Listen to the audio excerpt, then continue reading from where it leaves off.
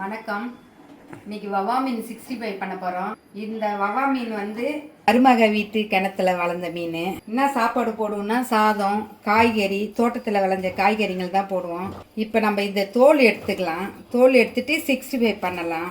தோலெல்லாம் இந்த மாதிரி எடுத்துக்கணும். நம்ம உங்களுக்கு கிடைக்குதுன்னா இந்த மீனை இந்த மாதிரி வாங்கி தோல் எடுத்து கொடுக்க சொன்னீங்கன்னா கடையில் எடுத்து கொடுத்துருவாங்க. இது எங்கள் கிணத்துல விளைஞ்சதுனால நான் எடுத்து கிடக்கிறேன். கொஞ்சம் கஷ்டமாக தான் இருக்குது. தோல் ரஃப்பாக இருக்கும் இது. அதனால் இப்போ நம்ம தோலெல்லாம் எடுத்துட்டு நம்ம வந்து 65க்கு ரெடி பண்ணிடலாம். இந்த மீனை வந்து நம்ம கொஞ்சம் பெரிய பெரிய பீஸாக கட் பண்ணிக்குவோம்.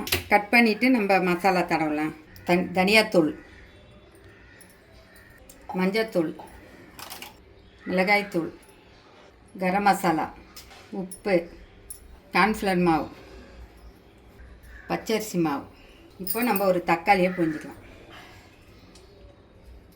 ஒரு ஸ்பூன் எண்ணெய் ஊற்றிக்கலாம்.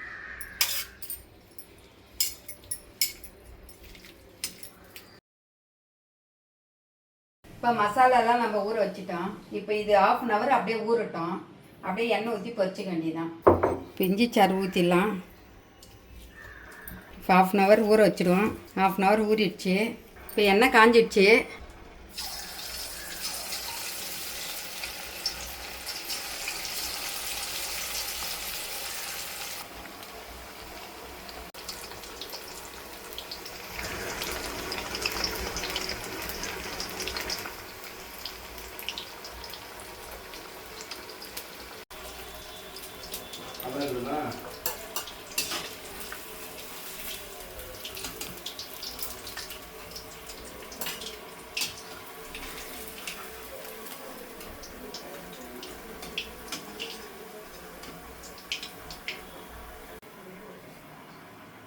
இந்த வவ்வா மீன் 65 வந்து கலரே போடாமல் செஞ்சது.